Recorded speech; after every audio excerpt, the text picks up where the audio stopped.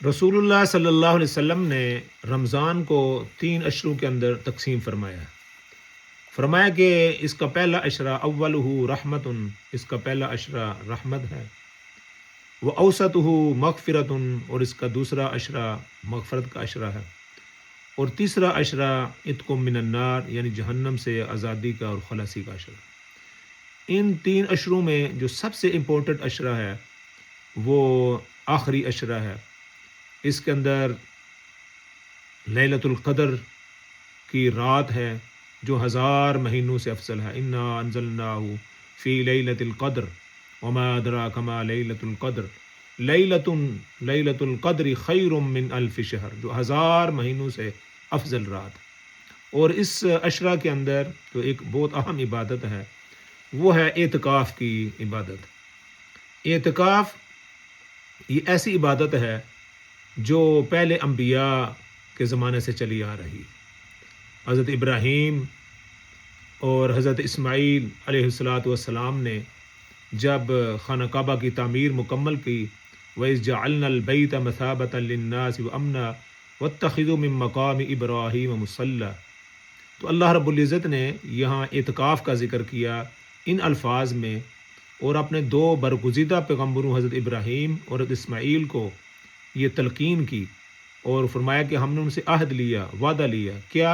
وَعَهِدْنَا إِلَىٰ إِبْرَاهِيمَ وَإِسْمَاعِيلَ أَن طَهِّرَ بَيْتِيَ لِلطَّائِفِينَ وَالْعَاكِفِينَ وَالرُّكَّعِ السُّجُودِ.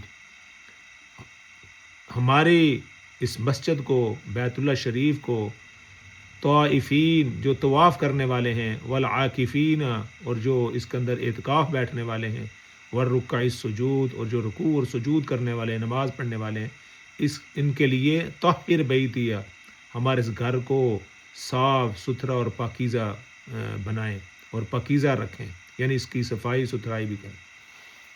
تو اعتکاف کی اس سے پتہ چلتا ہے کہ اعتکاف کی جو سنت ہے اور یہ عبادت ہے یہ پہلے انبیاء علیہ الصلوۃ والسلام سے چلی آ رہی.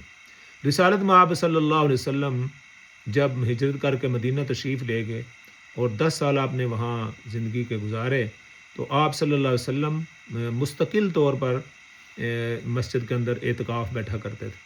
کہا جاتا ہے اور حدیث کے اندر ہے کہ 1 سال آپ کسی سفر کی وجہ سے اعتکاف نہیں بیٹھ سکے تھے، تو پھر اگلے سال آپ نے 20 دن کا اعتکاف کیا، یعنی جو 1 سال رہ گیا تھا اس کی آپ صلی اللہ علیہ وسلم نے قضا کی. اور جو عام آپ صلی اللہ علیہ وسلم کا معمول تھا وہ 10 دنوں کا تھا، تو اس وجہ سے کہ جو پچھلے سال کا اعتکاف رہ گیا تو آپ صلی اللہ علیہ وسلم نے 20 دن کا اعتکاف کیا. تو اعتکاف کرنا یہ نبی پاک صلی اللہ علیہ وسلم کی مستقل سنت ہے، جس پر آج کل عمل کم نظر آتا ہے. تو زیادہ سے زیادہ جو آدمی فارغ ہو یا اپنے کام کو اس کو فراغت حاصل کر کے اس جو اعتکاف والی عبادت ہے اور سنت ہے اس پر عمل کرنے کی تو انسان کو کوشش کرنی چاہیے. جو آدمی مسجد کے اندر اعتکاف بیٹھتا ہے وہ بہت ساری برائیوں سے محفوظ رہتا ہے، اور اس کو اللہ رب العزت یہ بھی توفیق عطا فرما دیتے ہیں کہ لیلۃ القدر اس کو حاصل ہو. تو اعتکاف یہ انتہائی اہم عبادت ہے، اور رسول اللہ صلی اللہ علیہ وسلم کی وہ سنت ہے جو سنت مستقل ہے. مستقل سنت یعنی آپ صلی اللہ علیہ وسلم نے ہر سال اس کو ادا کیا ہے. اللہ تعالیٰ مجھے بھی اور آپ کو بھی اس کی توفیق عطا فرمائے.